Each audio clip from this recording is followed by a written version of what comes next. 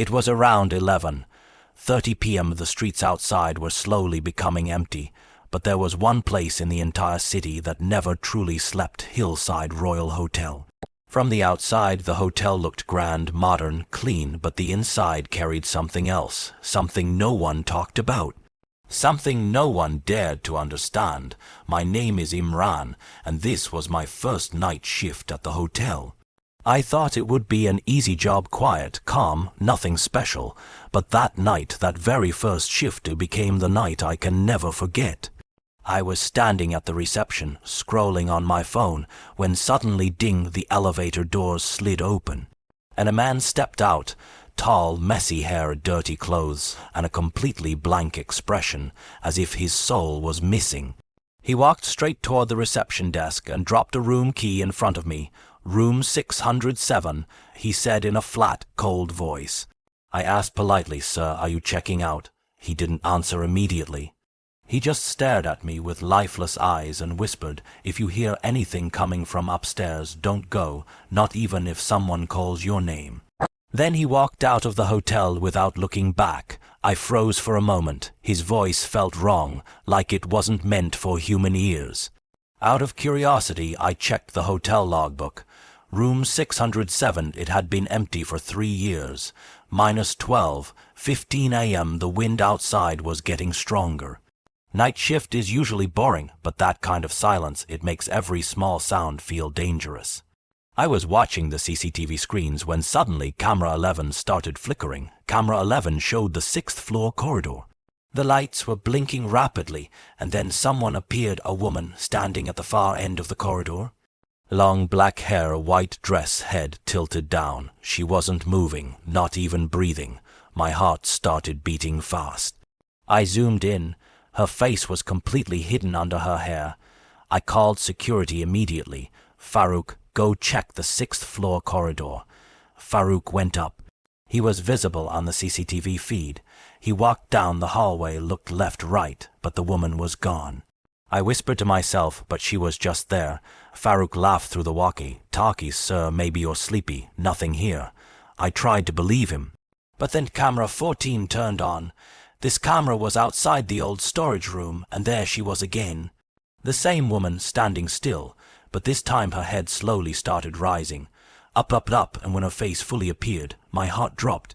Her eyes were completely white, her cheeks were torn, her lips were ripped up to her ears, blood dry and dark covered her chin.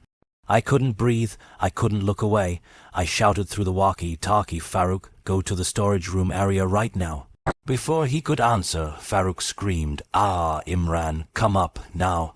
I dropped everything and ran to the elevator. 6th floor. When I reached, Farouk was on the ground, shaking, eyes wide open, breathing like he was choking. I knelt down. "What happened? What did you see?" he whispered. She was standing behind me. She whispered in my ear, "Imran, this place is not empty."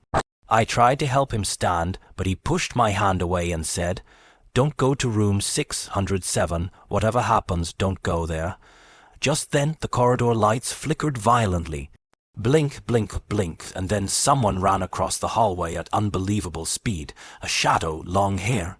"White dress," Farouk screamed again, "Imran." She went towards 607. I grabbed his hand and said, "We need to go down, right now," but then we heard it. A soft, slow knocking. Tock, tock, tock from the end of the corridor, from room 607. My blood turned into ice. Farouk whispered, "She's calling us." I said, "No, this is not human." The knocking became faster. Tock, tock, tock, tock, tock. Then suddenly it stopped. Silence, absolute silence. We slowly stepped back, and then the door of room 607 creaked open on its own. Inside there was pure darkness except for one thing, a woman's silhouette standing, facing us, not moving. Farouk whispered, "Don't run, don't make noise." But then the silhouette tilted its head at an unnatural angle, a full 90 degrees, and looked directly at us. We both screamed and ran toward the elevator. The lights flickered again. The corridor grew darker and darker behind us. But I swear I heard footsteps running after us, fast, too fast. We reached the elevator, pressed the button like crazy. The doors opened, we jumped inside, the doors closed, and something hit the elevator door from outside, thud. The elevator shook. Farouk was crying. We reached the lobby, ran out. I locked the glass main door. We didn't see anything, but then camera 11, camera 14, camera 6 all turned on by themselves. And in all the cameras, the same woman was standing, looking directly into the lens. Her mouth slowly opened, wider, way too wide for a human, and then the screens went black. That night, Farouk resigned. I resigned the next morning, but the strange thing is, the hotel management didn't ask a single question.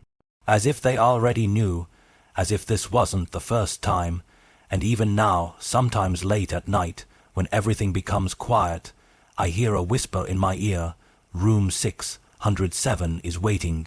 If you want part 2, just tell me, I'll make it even darker. Would you like?